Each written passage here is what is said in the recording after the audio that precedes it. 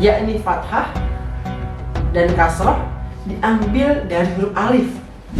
Bismillahirrahmanirrahim. Assalamualaikum warahmatullahi wabarakatuh. Selamat datang di Saku TV. Kali ini kita akan masuk pada segmen sejarah pembukuan Al-Quran. Seperti episode pertama, kita membahas tentang pembukuan Al-Quran di masa Rasulullah. Yang kedua yaitu pembukuan di masa Khulafaur Rasyidin. Yang ketiga, kita membahas tentang pembukuan Al-Quran di masa pasca Khulafaur Rasyidin.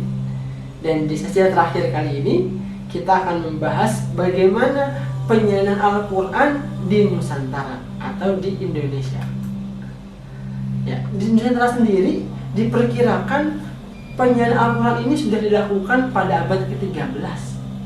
Walaupun mushaf ini secara bukti benda fisik nih nggak ditemukan, ya, teman-teman. Tapi bukti yang memang otentik dan wujudnya ada itu ditemukan pada abad ke-17.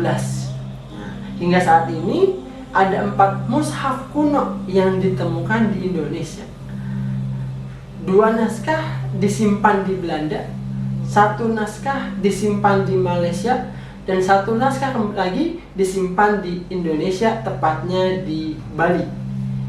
Pada abad ke-18, penyalinan Al-Quran sudah mulai dilakukan oleh beberapa kesultanan. Seperti kita tahu, sudah mulai lahir beberapa kesultanan di Nusantara. Mulai ada Kesultanan Banten, ada Kacirebonan, ada Surakarta, Sumbawa, dan Ternate Tidore. Inilah para kesultanan yang sudah melakukan penyalinan Al-Quran. Nah, salah satu salinan yang ada adalah dari Kesultanan Ternate Tidore. Mushaf ini selesai disalin pada bulan Februari sampai Maret tahun 1731 Masehi oleh Abdullah Al-Jawi. Penyalinan pada abad ke-19 sudah hampir merata di seluruh Nusantara. Rata-rata mushaf ini diterbitkan atau disalin oleh pusat-pusat pendidikan di Indonesia.